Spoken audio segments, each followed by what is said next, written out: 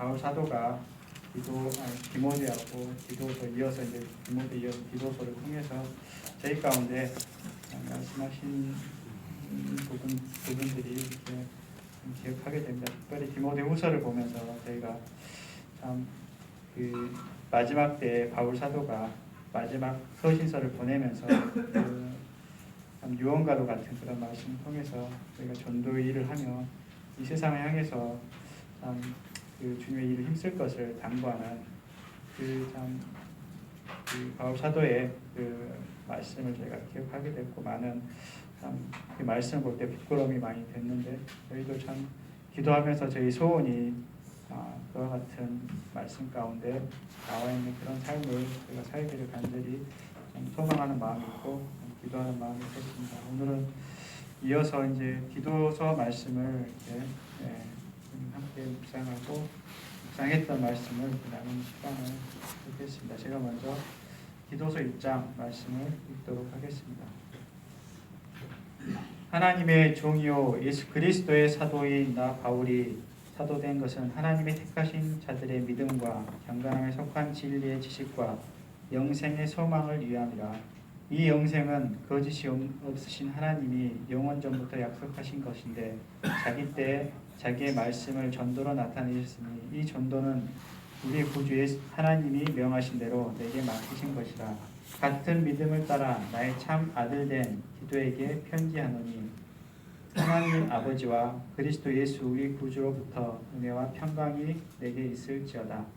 내가 너를 그레데에 남겨둔 이유는 남은 일을 정리하고 내가 명한 대로 각 성에 장로들을 세우게 하려 함이니 책망할 것이 없고 한 아내의 남편이며 방탕하다는 비난을 받거나 불순종하는 일이 없는 믿는 자녀를 둔 자라야 할지라.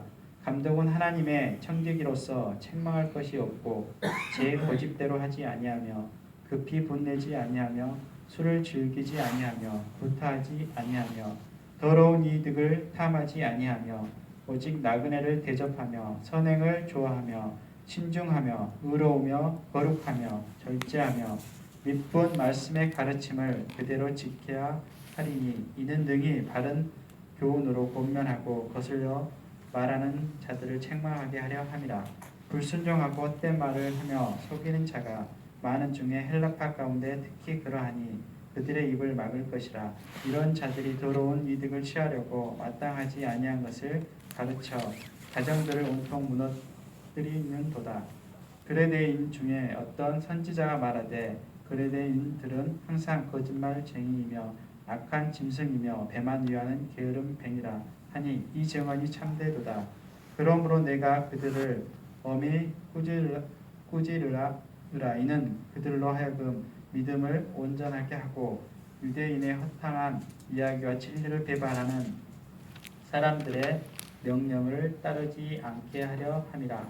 깨끗한 자들에게는 모든 것이 깨끗하나 더럽고 믿지 아니하는 자들에게는 아무것도 깨끗한 것이 없고 오직 그들의 마음과 양심이 더러운지라. 그들이 하나님을 시인하나 행위로는 부인하니 가증한 자요 복종하지 아니하는 자요 모든 선한 일을 버리는 자니라.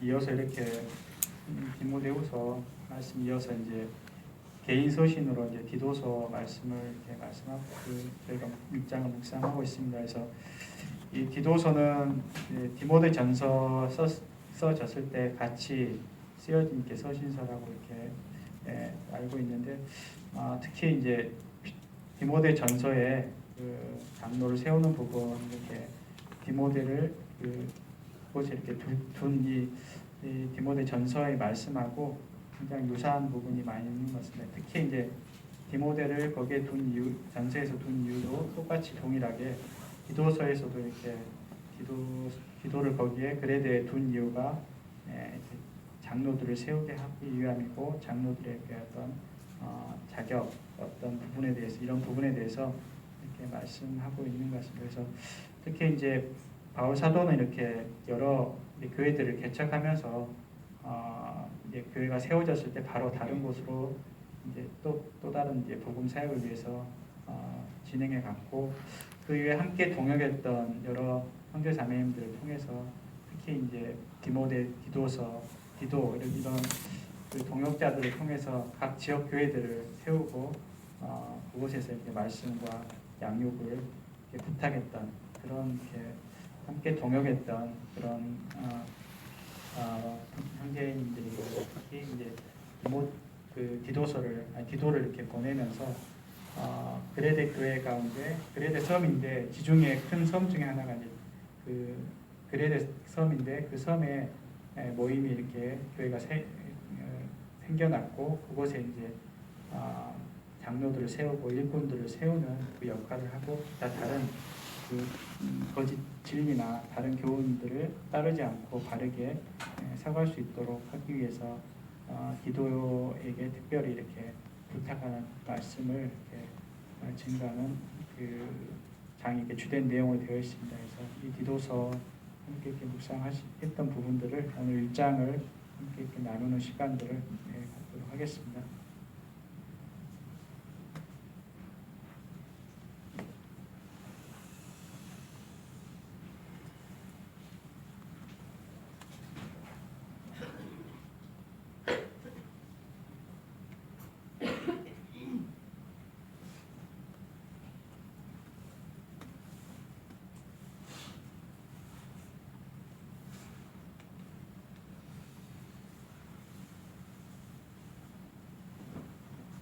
처음에는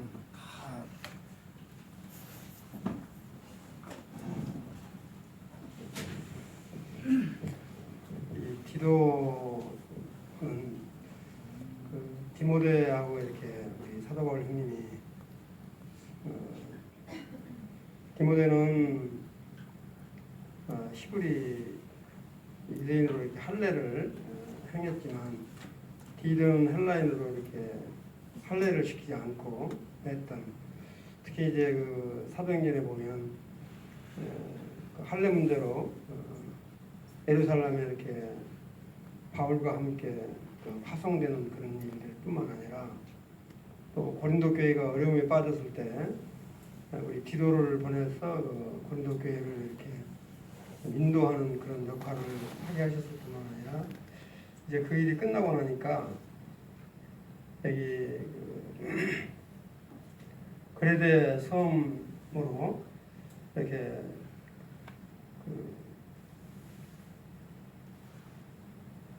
하나님의 말씀을 좀 가르치도록 하는데 이 그레데 섬이 아주 그 10절부터 보면 굉장히 엉망이었던 것 같아요.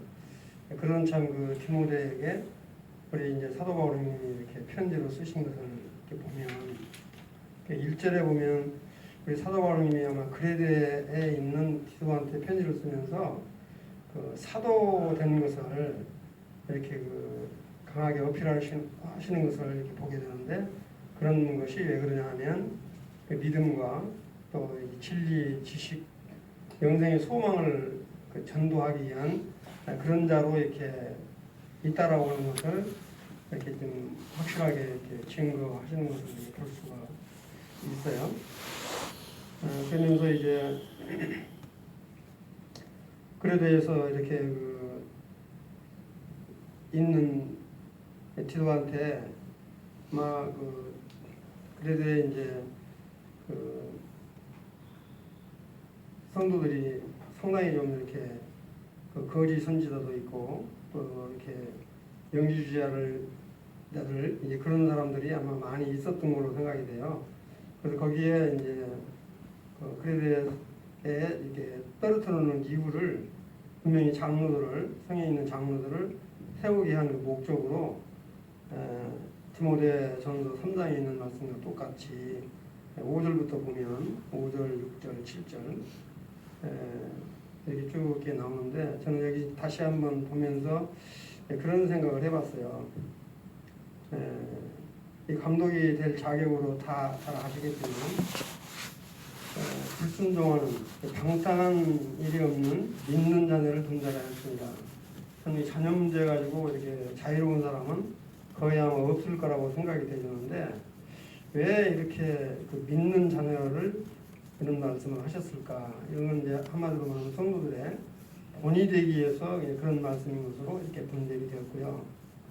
그 다음에 이제 그 9절에 보면 참 이런 말씀들을 그대로 지키라 이렇게 말씀을 하고 계시는데 우리 사도바울님이 이렇게 말씀을 통해서 그 지키라고 하는 부분들이 굉장히 많이 나와요. 그러니까 우리가 배우고 익히고 본 그런 것들을 그냥 이렇게 지식으로 훔치지 말고 실질적으로 이렇게 행할 것들을 이렇게 권면하고 계시는 것을 볼 수가 있습니다. 구절에 보면 믿은 말씀의 가르침을 그대로 지켜야 한다. 다른 교훈으로 분명히 거슬려 말하는 자들을 책망하게 하려 함이라 아주 강하게 이렇게 말씀을 하고 계시는 것을 보게 되고요. 그 다음에 이제 아마 그레데 섬에 있는 사람들 중에서 아마 바리새인과 같은 율법을 이렇게 아마 주장하는 그런 사람들도 있는 것 같아요. 특히 이제 할레파가 있어서 이제 어려움을 주는 이제 그러면서 11절에 보면 뭐라고 하냐면 이런 자들이 결국에는 가정들을 온통 무너뜨리는 거다. 심지어는 이 그레데에 있는 참 이런 거짓교사들이 가정을 무너뜨릴 정도로 이렇게 아주 악한 사람들이 많이 있었던 것 같아요. 여기 보면 이제 그레데 중에 어떤 선지자가 말하되 그때 어떤 책자를 보니까 여기 선지자를 에피메네데스라고 이렇게 하더라고요. 이 사람이 이제 설에 의하면 이 사람이 이제 자기 아버지가 잃어버린 양을 찾으러 보냈는데 산을 헤매다가 어떤 동굴에 들어가서 잠이 들었대요.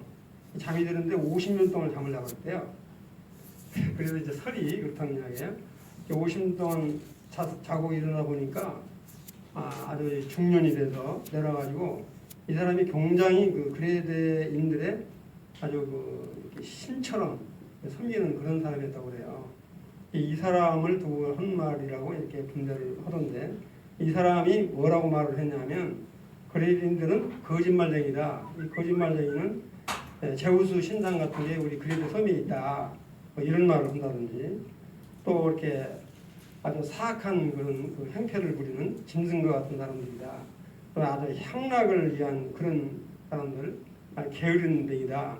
이런 말을 이렇게 그 에피메니데스라고 하는 그 선지자가 이렇게 말을 했다고 그래요. 그런 말을 들어서 우리 사도바울이 뭐라고 말하냐면 참말이다. 그러면서 그들을 엄히 꾸짖어라. 그레데인들을 엄히 꾸짖어라 이렇게 말씀하시는 것을 보게 됩니다. 그러니까 그레데인들을 그 사랑하는 우리 바울 사도의 그 마음과 또 그 온전하게 그 교회를 세우기 위한 그런 것으로 이렇게 분별이 되어집니다. 그 다음에 이제 14절에 보면 유대인의 허탄한 이야기, 우리 디모데전서 1장 4절에 보면 신하와 끝없는 족보로 논쟁하지 말라. 그 다음에 우리 다음 장에 보면 이제 우리가 이런 것에 휘말려 들어가지고 배반하는 사람들의 명령을 따르지 않게 하려 합니다. 이때도 이제 뭐 영지주의자, 특히 이제 금욕주의를 주장하는 이런 사람들, 결혼하면 안 된다라고 하는 이런 주장을 한다는 이런 사람들, 참 이런 사람들이 아마 그레데에 많이 있어서 어디나 이렇게 거짓 진리가 그러니까 흥황했던 그런 지금도 마찬가지로 지금도 이와 같은 거짓 진리들이 넘쳐나는 그런 때인데 그때도 아마 그랬던 것 같아요. 그런 것에 절대 말려들지 말고 분명히 가르칠 것을 우리 디도에게 편지로 서신으로 이렇게 말씀하시는 것을 보게 됩니다. 특히 이제 15절에 보면 깨끗한 자들에게는 모든 것이 깨끗하나 더럽고 믿지 아니하는 자들에게는 아무것도 깨끗한 것이 없고 오직 그들의 마음과 양심이 더러운지라. 마음과 양심은 같은 말이라고 적혔는데 정말로 양심을 속이는 이런 더러운 사람들이 아마 많이 있었던 것 같아요. 심지어는 그 16절 마지막에 보면 이런 사람들은 하나님을 시인하지만 행위로는 부인하고 좀 가증한 자고 하나님 말씀에 순종하지 않는 이런 자들이라고 언급하는 걸 보게 될 때 좀 이 그레데 섬에 있는 성도들을 사랑하는 사도 바울 형님의 그 마음을 읽을 수가 있었고 또 지도가 참 얼마나 신실한 동역을 우리 사도 바울 형님과 함께 했는가. 참 예루살렘에 할례 문제 때문에 파송도 됐다가 또 고린도 교회가 그렇게 어려울 때 가서 교훈하게 만들었고 또 마지막 여기 이제 그레데가 끝나고 나면은 디모데후서 4장 10절에 보면 달마데로 갔다 디도는 달마데로 갔다 오는데 달마데아가 지금의 그 유고슬로바키아라고 그래요. 거기로 이렇게 그 사선으로 보내는 그러니까 이 우리 디도가 아주 그 참 신실한 우리 사도바 형님의 영적 아들일 뿐만 아니라 동역자로서의 아주 참 수행했던 그런 사실들을 보게 되면서 참 우리들도 이러같이 좀 신실한 동역을 통해서 일어나왔으면 좋겠다 이런 소원이 되었습니다. 이상입니다.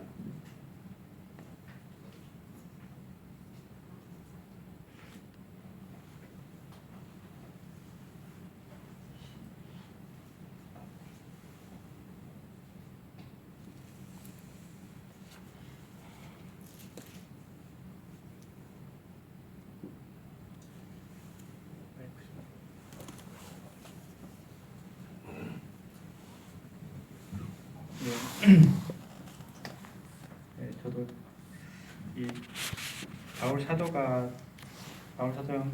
선생님께서 이렇게 그 복음 증거하는 자로 이렇게 많이 저희가 인식이 되고 그랬는데 사실 바울 사도 선생님께서 이렇게 교회 가운데 여러 서신서를 보내고 그리고 동역자들을 물론 이렇게 함께 하셨지만 이 복음 전도자일 뿐만 아니라 이방인의 어떤 복음 전도자일 뿐만 아니라 참 교회를 지극히 또 사랑하고 이렇게 교회를 세우는데 또 교회가 이렇게 교회를 양육하는데 참 더 많은 관심이 있었던 걸 보게 되면서 교회의 서신서를 향해서 서신서를 이렇게 많이 보냈던 것을 이렇게 보게 되면서 참 교회를 세울 뿐만 아니라 그 새로 이제 없었던 교회를 개척할 뿐만 아니라 그 교회가 잘 자라갈 수 있도록 또 이 좀 든든하게 교회가 일어날 수 있도록 이 일을 위해서 또다시 힘썼던 것을 이렇게 참 보게 되는 것 같습니다. 그래서 특별히 이제 오늘 이렇게 이제 그 1절부터 4절 가운데 이제 인사하고 이제 5절부터 이제 뒷부분까지 어떤 사역자, 장로들 특히 그 감독자들을 세우는 부분에서 말씀하고 있는데 참 주님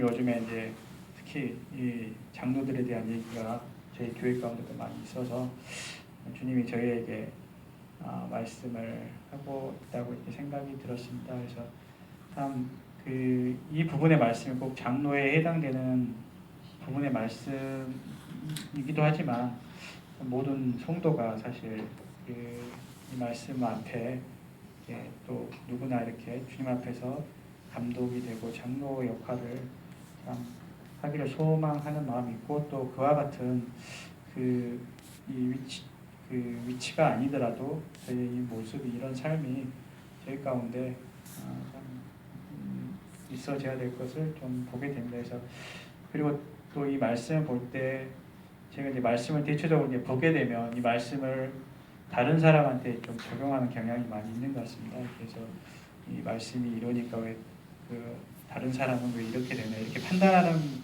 말씀보다는 이 개인적으로 이 말씀을 적용하는 부분에 더 많은 포커스를 뒀으면 하는 생각이 듭니다. 그리고 참 앞서 이렇게 일하시는 분들 이렇게 바라볼 때 참 수고하고 많이 하고 있는 부분들을 보면서 참 그렇지만 또 욕도 많이 얻어먹고 또 뭐 이렇게 질책도 많이 당하고 그러기도 하는 것 같습니다. 근데 제가 참 그런 부족함이 있음에도 불구하고 하나님이 저희 가운데 이 말씀을 통해서 저희를 되돌아보고 또 다시 한번 주님 앞에 무릎 꿇고 참 저희 자신이 변화되는 그런 삶을 살기를 간절히 바라는 마음이 있습니다.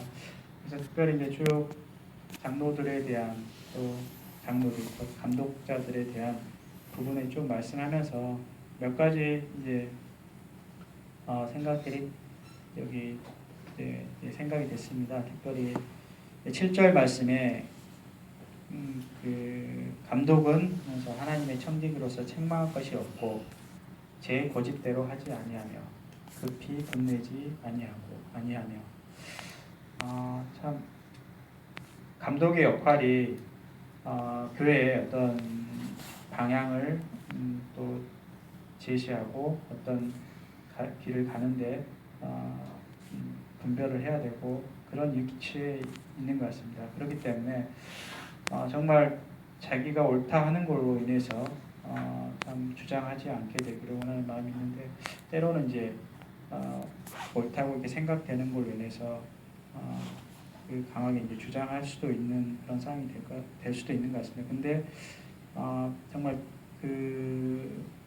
이 상황이 아닐 수도 있다는 것을 이렇게 보고 제 고집대로 하지 아니하며 이 부분의 자격 조건을 하나를 얘기하는 걸 보게 되면서 참 특히 이제 그 앞선 감독의 역할 중에 이 부분이 교회에 영향을 크게 미칠 수 있기 때문에 참 고집대로 하지 아니하고 참 저희의 어떤 의나 저희의 어떤 생각이 주님 앞에서 옳은지 아닌지 이렇게 분별을 주님 앞에 서기를 원하고 그런 마음으로 어떤 여기 보면 이제 그 후반전에 보면 어떤 이득이나 더러운 이득을 탕하지 아니하며 물론 요즘에는 이제 뭐 어떤 그 직접적인 물질적인 이득은 그런 건 없는 것 같습니다. 근데 어떤 나에게 좋은 말 아니면 나에게 좀 내가 그 득이 되는 어떤 것들이 있게 될 때 저희 사람들이 귀가 그쪽으로 향할 수 있는 것 같습니다. 그래서 참 저희의 판단과 분별이 어떤 내가 좋고 내가 그 원하는 그런 방법이 아니라 정말 하나님 앞에 무릎 꿇고 이것이 어떤 개인의 이득도 아니고 저의 개인의 의도 아니고 참 하나님이 우리 가운데 말씀하신 것을 듣고 판단할 수 있는 그런 감독들의 역할이 참 요구되는 것을 보게 되면서 참 이게 그 생각이 됐습니다. 특히 요즘에 일을 보면서 이런 부분에 저희들이 주님 앞에 가져가야 될 부분이라고 생각이 됐고 9절 말씀에는 또 나왔던 말씀이 그 말씀의 가르침을 그대로 지켜야 하리니 제가 물론 감독 중에 하나의 큰 이제 디모데 전서에도 말씀을 가르치며 이런 부분이 나오는데 저희가 말씀을 가르칠 뿐만 아니라 그대로 지켜라, 그대로 행해라. 특히 디도서 말씀에는 이런 부분의 말씀이 더 강하게 얘기하고 있는 것입니다. 저희가 말씀을 가르칠 뿐만 아니라 그 말씀대로 행해서 본이 되는 그래서 뭐 16절 말씀에도 그 하나님을 시인하나 행위로는 부인하니 이런 자들의 어떤 것과 같지 않고 제가 하나님을 믿는 것과 하나님이 참 아는 것과 믿는 것이 하나가 되는 말씀을 그대로 참 저희 삶 가운데서 지켜지는 그를 통해서 바른 교훈과 그렇게 하는 이유는 19절 말씀에 바른 교훈을 하고 권면하고 거슬려 말하는 자들을 책망하게 하려 함이라고 말씀하고 있는 것 같습니다. 그래서 저희 가운데 참 말씀대로 살아가게 될 때 그 말씀이 이렇게 교훈이 또 책망이 영향력이 있게 되기 때문에 저희가 참 말씀을 그대로 지키는 말씀대로 살아가는 삶을 살게 되기를 소원하는 마음이 있고요. 참 예, 그런 마음이 들었습니다. 그래서 참 저희가 그 영적으로도 어떤 주님의 일에도 저희가 이런 그 욕심대로 행할 수 있는 그런 모습들을 저희가 볼 수도 있다고 생각이 되기 때문에 제가 참 이 말씀대로 살고 또 자기의 이득을 위해서 자기의 어떤 옳음으로 인해서 이렇게 행하지 않는 자가 저희 마음 가운데는 가장 큰 이렇게 다른 어느 부분보다 다른 부분도 중요하지만 이런 부분에서 제가 참 주님이 말씀하고 있지 않나 생각이 되었습니다. 감사합니다.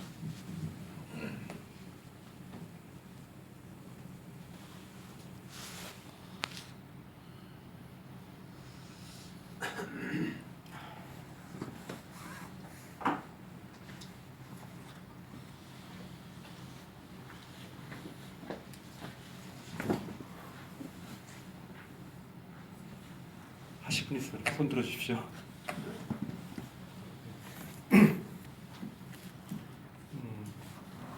디도서를 읽으면서 이렇게 가장 첫 절에 나온 하나님의 종이요라고 해서 종에 대해서 이렇게 좀 이 글자가 눈에 들어왔습니다.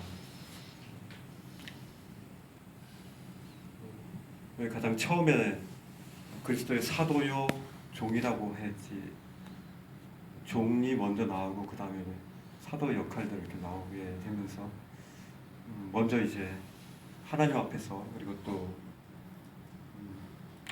여러 형제자매들 앞에서 종인 모습들이 먼저 드러나야 되지 않는가 이렇게 생각이 들었습니다. 종은 가장 큰 특징은 이제 주인을 위해서 존재하는 거고 종은 또 자신의 권리가 그 주인에 비해서 아주 막대하게 적습니다. 그리고 종은 자기를 위해서 사는 것이 아니라 그 주인을 위해서 사는 것이 그 존재의 의미죠. 그걸 보면서 항상 주님은 이렇게 종인 상태에서 어떤 사역들이 시작되는 것들을 보게 됩니다. 특별히 모세 같은 경우도 그가 참 애굽의 훌륭한 그런 집안에서 또 놀라운 학설과 놀라운 그 환경 가운데서 자랐지만 결국은 하나님이 그를 쓰신 것은 그가 이제 광야로 이제 히브리인을 죽이고 광야로 쫓겨나고 나서 광야 가운데에서 자신이 가장 이제 짐승들의 똥이나 치우고 우유나 짜고 하는 그런 광야 생활 속에서 그 자신이 정말 아무것도 할 수 없다라는 것들을 그 광야 가운데서 그가 그 과정을 그 길을 걷게 하고 나서부터 하나님은 불타는 이제 떨긴 나무를 그 앞으로 이제 인도하셨습니다. 그곳에서 하나님은 하셨던 것이 내가 선 곳은 거룩한 땅이라고 그랬고 그렇기 때문에 내 신발을 이렇게 벗으라고 말씀한 것들이 기억이 납니다. 주님 앞에서 내가 어디든지 갈 수가 있고 내가 할 수가 있고 그리고 뭔가 참 이룰 것처럼 보이지만은 그러나 주님 앞에서는 주님의 그런 삶을 주님과 함께하는 삶을 살기 위해서는 먼저 종으로서 신발을 벗어야 된다는 거예요. 그래서 이제 나의 권리를 주님 앞에 포기해야 된다는 거예요.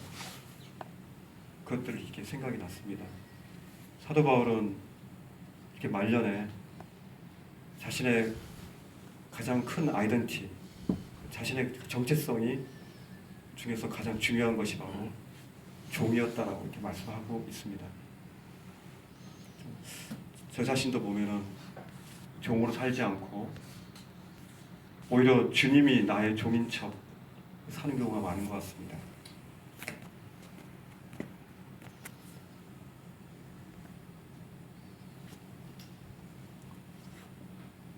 자, 그런 모습을 볼 때 주님 앞에서 참 부끄럽고 참 죄송한 마음이 있습니다.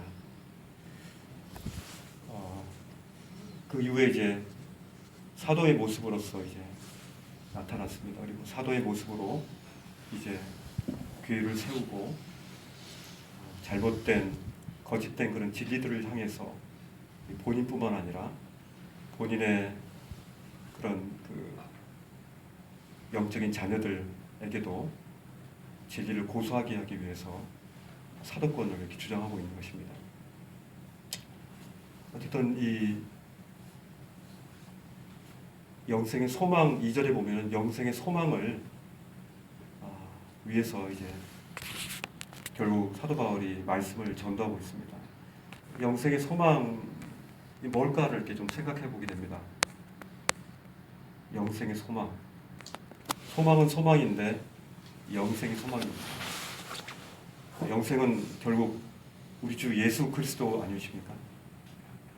주님이 우리의 영생이고 그 주님이 정말 우리 가운데 완전히 자리 잡고 주님으로 말미암아 우리가 모든 판단과 모든 생각들이 주님으로 말미암아 지배당할 때 그 영생의 삶을 사는 것이죠. 그런데 우리는 주님과 이렇게 주님의 임재 가운데 사는 것이 참 짧은 길지 않은 시간을 하루에 24시간 동안 지내는 것 같습니다. 사실 아담과 하와가 에덴 동산에서 하나님이 먹기를 원하셨던 것은 생명나무였거든요. 그래서 그들이 생명나무의 열매를 먹고 그들이 하나님과 영원히 참 생명을 가지고 하나님과 영원히 그곳 가운데 있기를 원하셨는데 그들의 선택은 생명나무의 열매에 손이 가지 아니었고 하나님과 같이 되겠다는 하나님 그처럼 높아지겠다라는 하나님처럼 눈이 밝아지는 그런 욕구를 이기지 못하고 그들의 영생의 소망을 이제 버리고 하나님의 불순종하며 그들의 참 길을 간 것들을 이렇게 보게 됩니다. 우리가 이제 예수 그리스도로 말미암아 다시금 하나님과의 그 끊어졌던 그 다리가 이제 예수 그리스도로 말미암아 이어져서 우리가 주님을 하나님과 영생의 소망을 이제 소유하게 되었습니다.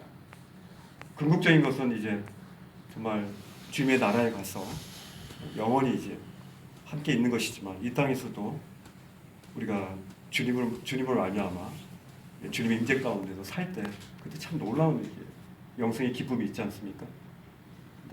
이런 놀라운 이 구원으로 말미암는 이 영생의 소망을 사도 바울은 이렇게 전도하기를 이렇게 원했던 것입니다. 그래서 이제 주님이 이 전도에 미련한 것으로 이 부분에 대해서 이제 전달하기를 원했고 이런 직분을 가지고 지금까지 사도 바울은 지키고 있던 것입니다.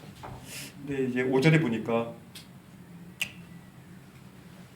이제 디도를 이 그레데에 남겨둔 이유는 남은 일을 정리하라고 했습니다. 그 남은 일이 뭔지 모르겠어요. 그러나 정리해야 된다는 것은 분명히 뭐가 어질러져 있고 뭔가 이제 정리되지 않은 깔끔하지 않고 질서가 잡히지 않는 그런 상황이 있었다는 겁니다. 그렇기 때문에 디도로 말미암아 그것 가운데 그레데에 남아서 그런 정리를 하기를 이렇게 원했던 것입니다. 우리 삶 가운데 참 정리되지 않은 것들이 많이 있는 것 같습니다. 참 우리가 이 땅에 우리의 생명을 남게 하신 이유도 참 주님의 그 질서들을 주님의 복음의 질서, 주님이 우리 가운데 정리하기를 원하시는 그 부분들을 우리 삶의 현장에서 우리가 정리해야 되지 않는가 생각됩니다. 우리 직장에서, 우리 가정 가운데서, 교회 가운데서 이 어질러져 있는 이 질서, 이 하나님의 법, 하나님의 참 이 말씀의 법에 참 위배되어진 그런 정리할 것들을 정리해야 될 그런 책임들을 우리에게 맡기셨다는 생각이 들었습니다. 또 그 이후에 장로들을 세운다 그랬는데 이 장로들을 세우는데 장로 역할이 책망할 것 없는 한 아내의 남편, 방탕하다거나 비난을 받지 않는 순종하는 믿음의 자녀, 이 장로가 아버지입니다. 보니까 좋은 합당한 아버지의 모습이 바로 장로의 모습이라고 여기서 나오고 있습니다. 그 아버지는 책망할 것이 없어야 됩니다.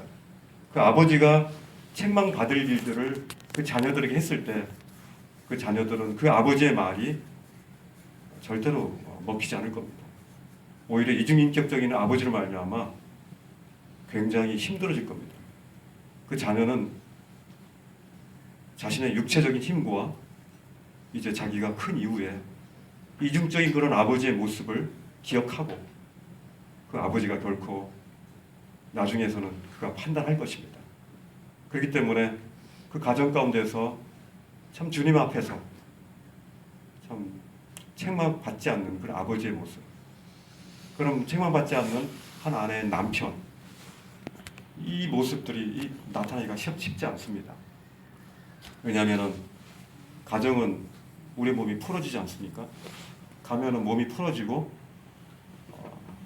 어찌 보면 긴장이 풀어지기 때문에 원래 모습이 좀 드러납니다. 그렇기 때문에 이 가정 가운데서 나타난 그 아버지의 모습이 바로 그 사람의 모습이라고 보면 될 것입니다.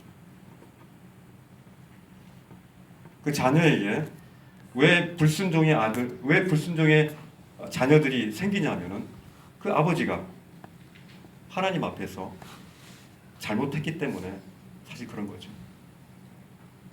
저희 아이들이 그런 전 곡선을 봅니다. 제 자신이 믿음 가운데서 말씀과 참 이런 부분들로 이렇게 영적으로 차 있으면 그 아이들이 참 그렇지 않은 것들이 보게 돼요. 그러나 제가 풀어지고 자꾸 어떤 미디어를 본다거나 뭐 그런 부분에 대해서 이렇게 되면 아이들도 금방 이게 풀어지면서 이제 동질 의식을 가지게 되고 함께 이제 불순종하는 그런 모습들이 이제 드러나는 거 보면서 결국 믿는 자녀 그리고 그 아내에게 합당한 그런 남편의 모습이 이게 바로 교회뿐만 아니라 그 아버지의 그런 모습으로 가정 가운데서 나타나지 않는다면은 결코 이런 사역들을 한다는 것은 참 쉽지 않다는 것들을 이렇게 말씀 가운데 보게 됩니다. 또 감독은 이게 볼 때 거의 성품적인 측면입니다. 관계 속에서 일어나는 수 있는 그런 성품들, 성도들을 만나고 또 세상에서 이들을 만났을 때 그런 관계 속에서 일어나는 또 책망할 것이 없어야 되고 고집, 분, 술, 또 화가 났을 때 구타, 이득을 취하는 부분, 이런 이제 부정적인 측면과 이제 대접하는 부분, 선행을 하는 부분, 신중한 부분, 의롭고 거룩하며 절제하는 부분, 그 이후에 이제 말씀을 가르침을 이게 보면은 밑분 말씀의 가르침을 그대로 지켜야 하리니 가르치는 부분보다도 이게 가르침에 대해서 삶 가운데서 본인이 지켜야 될 것들에 대해서 말씀하고 있습니다. 참 쉽지 않습니다. 그러나 주님이 이 말씀을 통해서 저희 가운데 나타나는 것은 바로 가정 가운데서 참 합당한 아버지의 모습으로 드러날 것들을 말씀하고 있고 감독은 또 관계 속에서 올바른 성품으로 주님의 성품으로 살아갈 것들에 대해서 이것이 근데 본인의 그 의지로서 절대로 되어지지 않는 것 같습니다. 주님이 그 안에서 역사하시고 주님을 바라볼 때 주님과 동행할 때 이것이 가능하다는 것들을 보게 됩니다. 어쨌든 11절에 보면은 아까 형제님 말씀했던 것처럼 가정들을 온통 무너뜨리는도다 그랬거든요. 이렇게 그 할레파와 이 그레이드인 이 할레파들이 무너뜨리는 게 뭘 무너뜨리냐면은 일단 가정을 먼저 무너뜨립니다. 그래서 가정을 혼돈트리고 아버지와 그 자녀들이 서로 멀어지게 하고 서로 대화가 없이 하고 하면서 가정을 무너뜨리는 이런 일들을 하는 것을 보게 될 때 이 부분에서 참 경계해야 되는 것들을 보게 됩니다. 여기까지 하겠습니다. 이상입니다.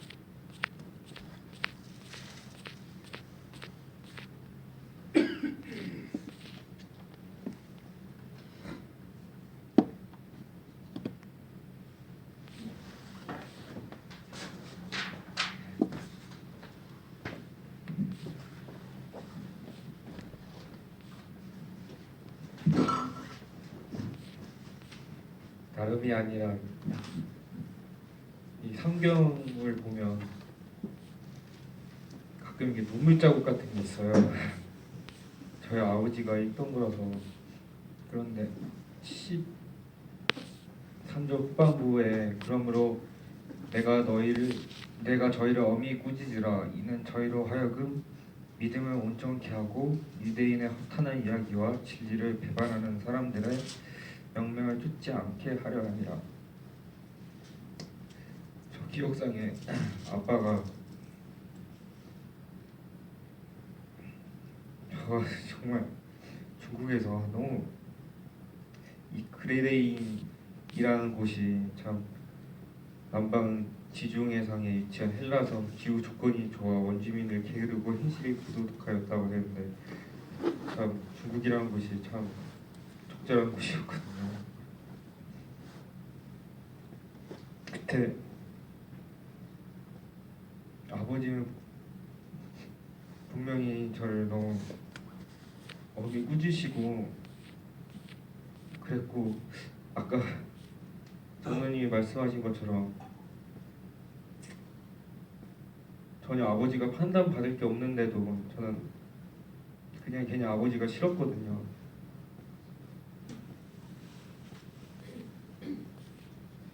이 말씀 보면서 저는 그때 이 그레이데인의 모습을 정말 하나님을 시인하나 행위로는 부인하니 가증한 자요 복종치 아니하는 자요 모든 선한 일을 버리는 자니라. 그 모습이 저의 모습이고 그랬던 저가 생각나고 갑자기 아빠가 너무 생각이 나네요. 근데 여기서 4절에 되게 눈여겨봤던 게 하나님 아버지와 그리스도 예수 우리 구주로 쫓아 이 은혜와 평강이 되기 있을지어다. 여기서 되게 다시 보게 된 말씀이 자세히 보면 우리 구주로 예수 우리 구주로 쫓아 정말 구주로 날 구원하시고 주인된 자로서 그를 쫓으면 은혜와 평강이 내게 임한다는 말씀이 들어왔거든요. 정말 힘든 죽었다고 내가 죽은 자였다는 걸 여기고 드리는 거. 근데 그냥 쫓기만 하면 그냥 쫓으면 은혜와 평강이 임한다는 것을 다시 한번 발견하게 되었습니다. 이상입니다.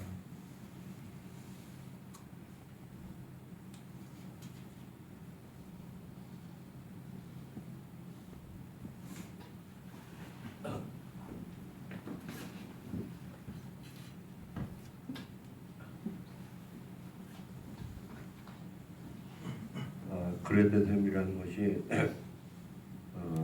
길이가 서울서부터 한 105 정도까지 길이에다가 폭은 한 60km 정도 된다고 합니다. 그러니까 굉장히 큰 섬인데 지중해 있기 때문에 지중해 기후에도 포도도 잘 있고 또 섬이기 때문에 무역항이기 때문에 온갖 활락과 연락이 춤을 추는 곳이라 거기 좀 하여튼 이 그레데 섬이라는 것이 이 무역이 활성화되고 가든 흑인, 백인, 또 황인종 여러 인종이 섞이다 보니까 연락과 활락이 끊기지 않은 곳인데 그래서 특별히 사도 바울님께서 디도랑 같이 그쪽 섬에서 하다가 디도를 남겨놓고서 이제 장로를 세우라고 했는데 장로를 세우라는 것은 그쪽에 그 소규모의 가정 집회가 열리는데 장로를 세우라는 것은 교회를 세우라는 것은 동일하게 교회가 있기 때문에 장로가 있기 때문에 교회가 있기 때문에 장로가 있어야 되기 때문에 장로를 세우라는 것은 즉 교회를 세우라는 것인데 그 디모데전서 3장하고 그 디도서에서 이 주문한 게 좀 약간 그 사도 바울 형님이 좀 다르게 언급한 것은 디모데전서 3장에는 장로가 가르치기를 잘하며 딴 건 다 비슷비슷합니다. 근데 여기는 어떻게 하냐면 가르치는 것을 말씀의 가르침을 그대로 구절에 보면 그대로 지킨다.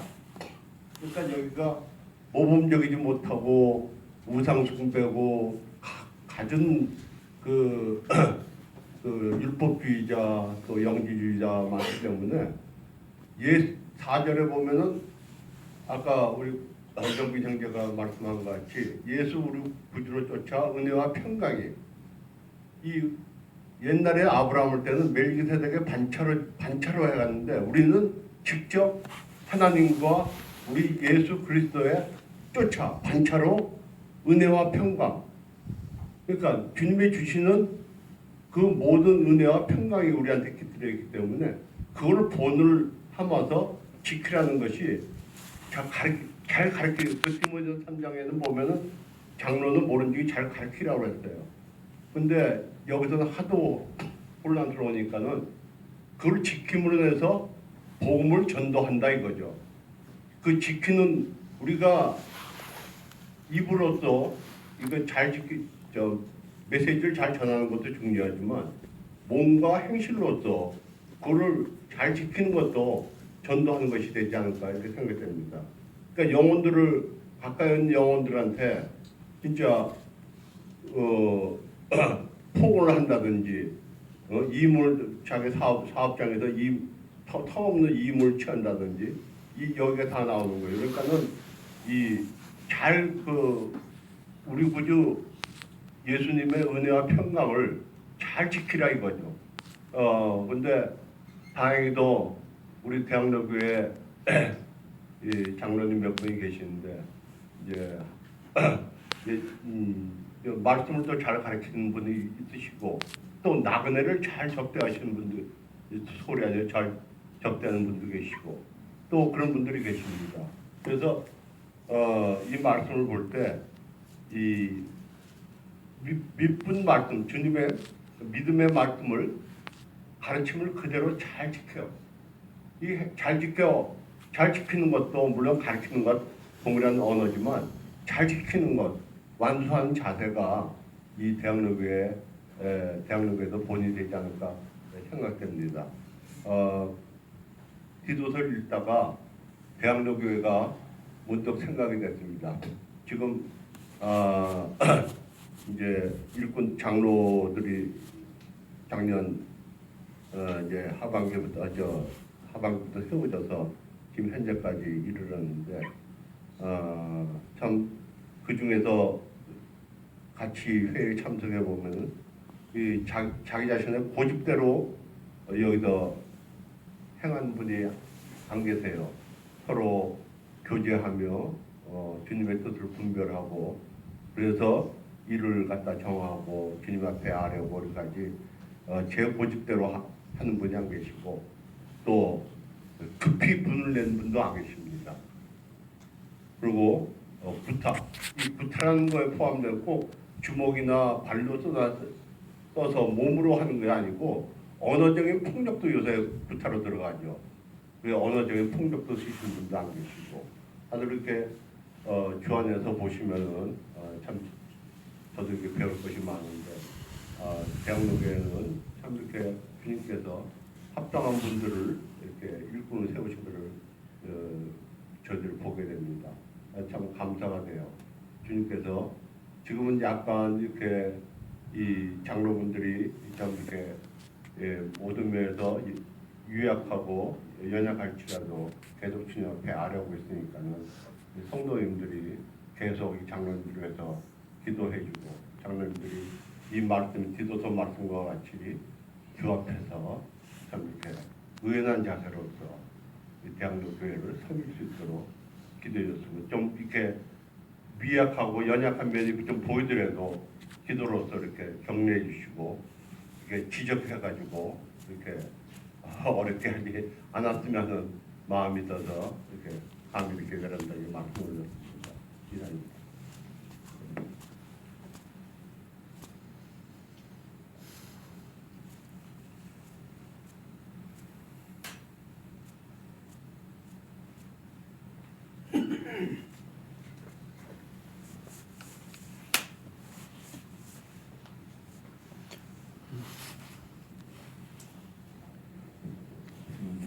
저도 말씀을 좀 깊이 있게 이렇게 보지는 못했고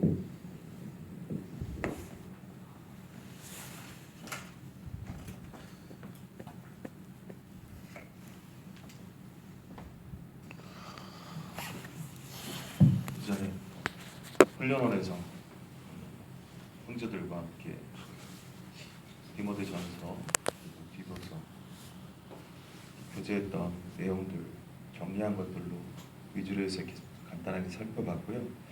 개인적으로 여기서 이렇게 교훈받은 내용들에 대해서 주님께서 주시는 교훈이 개인에게 있었고 또한 교회적인 교훈은 성도님들이 각자가 다 받으셨다는 생각이 듭니다.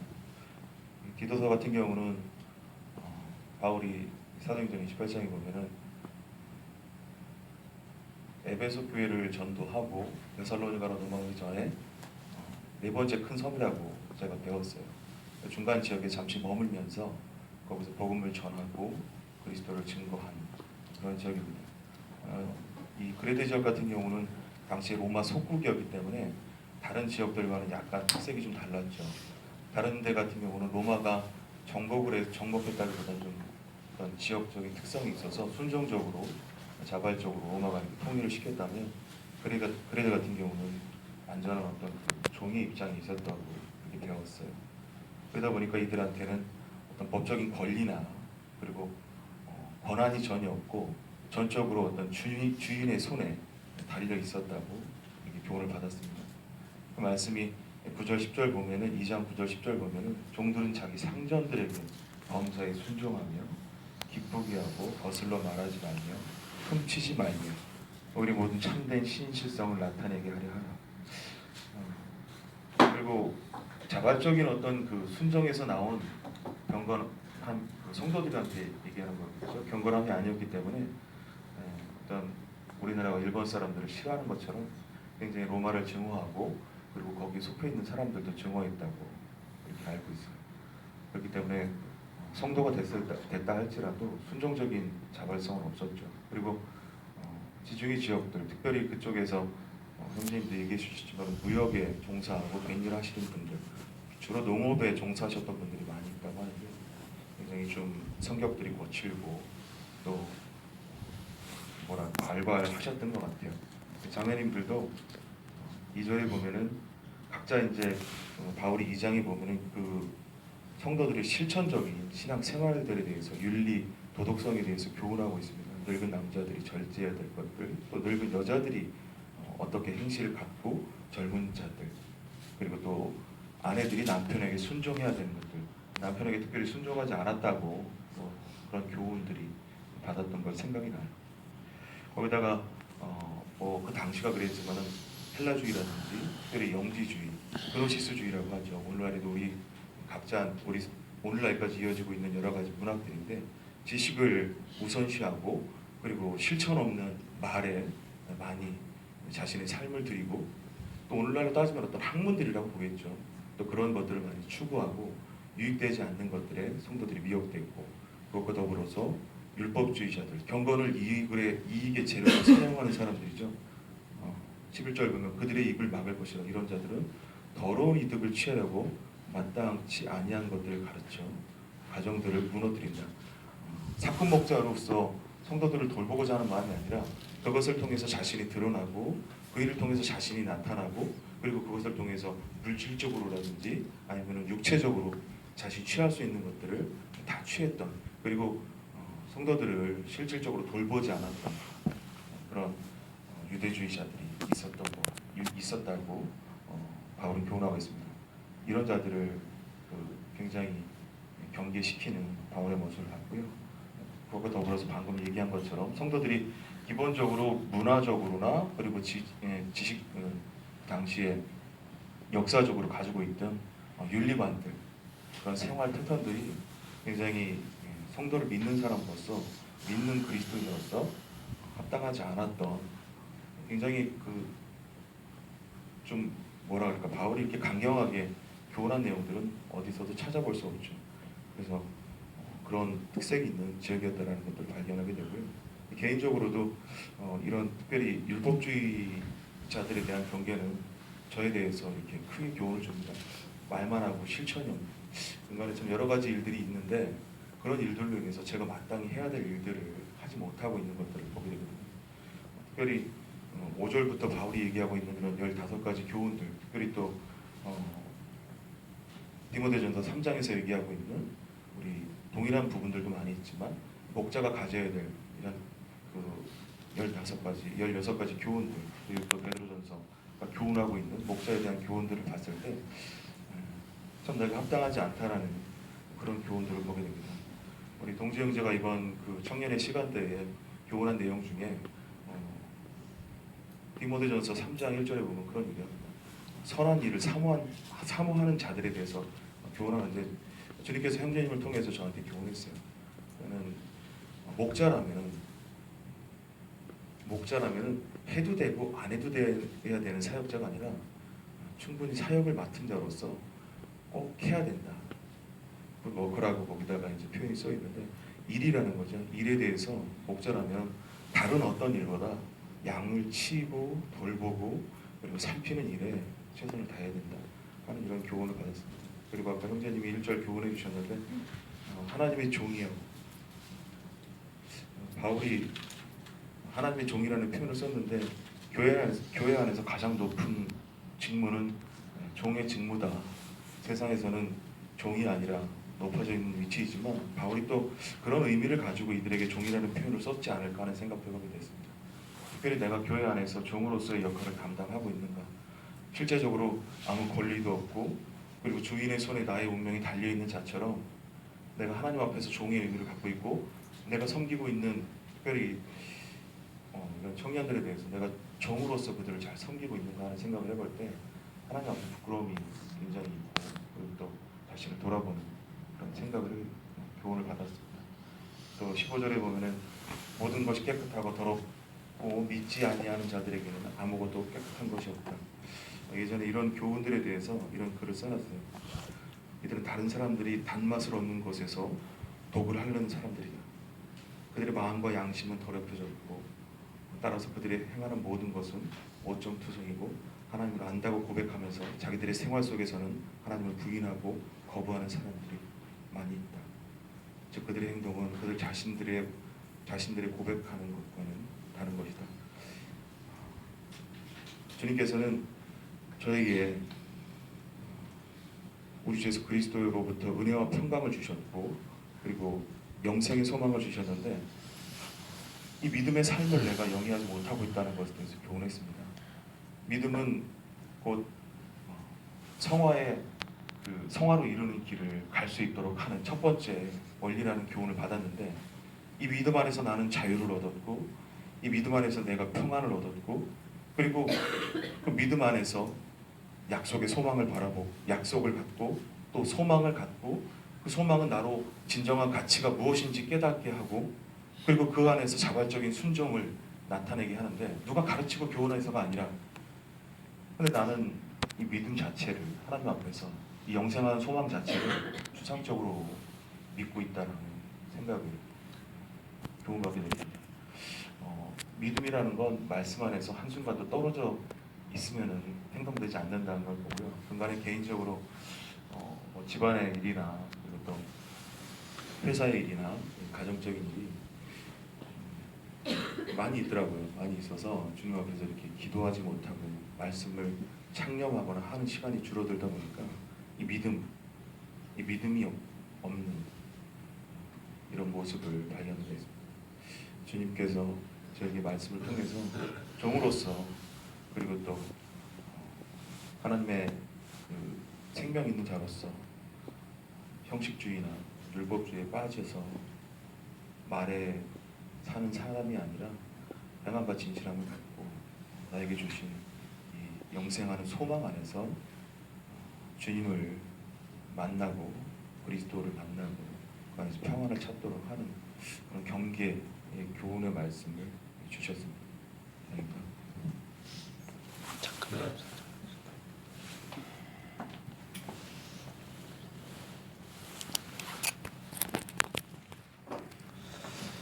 저도 짧게 나누도록 하겠습니다. 저는 1절, 2절을 좀 같이 교제하기 원하는데요. 사도라는 것은 하나님의 특별한 대사란 직책인데, 은사인데, 이 바울이 특별히 하나님의 메신저, 대사인 이 사도로 권면하고 있는 내용, 가르치고자 하는 내용이 1절에 보니까 나타나 있습니다. 하나는 하나님의 택하심을 받은 사람들의 믿음을 일깨워주고, 이게 세 번역인데요. 믿음을 우리가 주님을 구주와 주인으로 영접해서 믿음이 생겨났죠. 말씀을 들음으로 믿음이 생겨났는데, 특별히 사도는 이 믿음이 진보되게 하는, 믿음이 자라게 하는, 믿음을 성장시키는 그런 임무를 사도가 받았다라고 이렇게 말씀하고 있고요. 그리고 그와 관계돼서 그런 믿음이 어떻게 일깨워주고 진보가 되고 자랄 수 있느냐, 그것은 경건함에 관한 진리 지식을 깨우쳐주는, 그것을 통해서 믿음의 본질이 무엇인지를 분명하게 분별하고 알게 함으로 올바로 자라게 하는, 이것이 이제 사도의 일이라는 것을 보게 됩니다. 근데 이 경건이라는 것은 가들리니스, 하나님의 성품, 하나님다움, 하나님의 성품과 관계된, 하나님의 성품이 우리 안에 믿음으로 시작됐는데, 그와 관계된 바로 그 진리, 이렇게 번역하거든요. 하나님의 성품에 관계된, 그것과 조화되는 바로 그 진리 대신, 이 진리를 특별히 다른 번역을 보면 더 트루스 해가지고 진리가 이 대문자로 되어 있습니다. 특별한 지칭을 하고 있는 것이죠. 우리 주님에 대해서도 나는 곧 진리요, 이렇게 말씀하고 있습니다. 그래서 하나님의 성품은 바로 진리 대신 주님을 우리가 믿고 그분께서 그분에 대한 그 어떠하심을 우리가 깊이 알게 될 때 하나님의 성품을 배우게 되고, 그 성품이 우리 안에서 자라게 되는 이런 것을 이제 말씀하고 있다고 분별이 됩니다. 근데 이것이 우리 안에 그 주님의 생명이, 또 주님의 성품이 자라는 이것은 우리가 어떠한 그 행동이나 율법을 지킴으로 되는 것은 아니고, 2절 보시면 거짓이 없으신 하나님께서 영원 전부터 약속해 두신 영생에 대한 소망을 바울이 얘기하고 있습니다. 로마서 8장을 보면은 소망이 이 구원을 한다는 말씀이 있죠. 근데 특별히 영생에 대한 소망을 말씀하고 있는데, 이것은 영원 전부터 하나님이 약속하신 바로 그 영원한 생명인데, 이것은 우리한테 주어졌고, 우리가 주님에 대한 그 진리, 또 바로 주님의 생명이 우리 안에서 성장하게 되면서 우리가 그 영생에 이제 얻었지만 정말 그 영생의 본질 가운데 이제 들어가게 된다는 거죠. 그것은 하나님께서 그렇게 약속하셨다는 거예요. 그러니까 우리는 하나님께서 약속하신 영생의 소망을 의지해서 그분께서 우리 안에 역사하심으로 우리의 믿음이 성장하고 주님을 더 배우게 되고 삶 가운데서 주님의 그 진리를 주님이 주신 그 성령을 통해서 순종함으로 그 믿음의 반응으로 말씀을 지키게 되는 것이죠. 우리의 믿음의 반응이 우리 안에서 말씀하는 그 성령의 인도하심에 얼마나 민감하게 반응하는가에 따라서 순종하는 삶이 나타나고, 그리고 그것이 바로 영생의 삶의 본질이라는 것을 이제 보게 됩니다. 그리고 영생은 곧 하나님과 그 아들 예수 그리스도를 아는 것이니라. 그래서 우리 주님에 대해서 점점 더 깊이 알아가게 되고, 이 알문 단순한 지식에 대한 그것만이 아니고 그 지식을 삶 가운데서 경험하고 체험하는 이 체험된 이제 이 지식이죠. 그래서 그런 것이 주님께서 사도를 통해서 이 디도서를 통해서 우리에게 말씀해주고 있는 영생에 관한 소망이다라는 이 말씀을 이렇게 보게 됩니다. 그래서 저희가 주와 함께 동행하고 주님과 사귐을 갖고 주님의 말씀에 대한 이 성령의 조명으로 그 말씀에 대해서 믿음으로 반응하면서 우리가 하나님의 아들의 이 분량까지 주님이 이 약속하신 그 영원한 유업, 하나님의 왕국에서 주님과 영원히 다스리면서 주님과 함께 사귀고 통치하는, 그래서 결국은 주님과 같은 이 첫째 부활의 영광에 들어가게 하시는 그 영원한 생명을 하나님께서 약속하셨다는 겁니다. 그래서 이 영원한 생명을 저희가 이 영원한 생명에 대해서 분명하게 알아야 되고, 또 그거에 대한 소망을 분명히 함으로 우리 삶 가운데서 실질적인 이 믿음에 반응하는 이 순종의 삶이 이 나타나는 수 있다고 분별하고 그러한 자가 또 되기 원합니다. 이상입니다.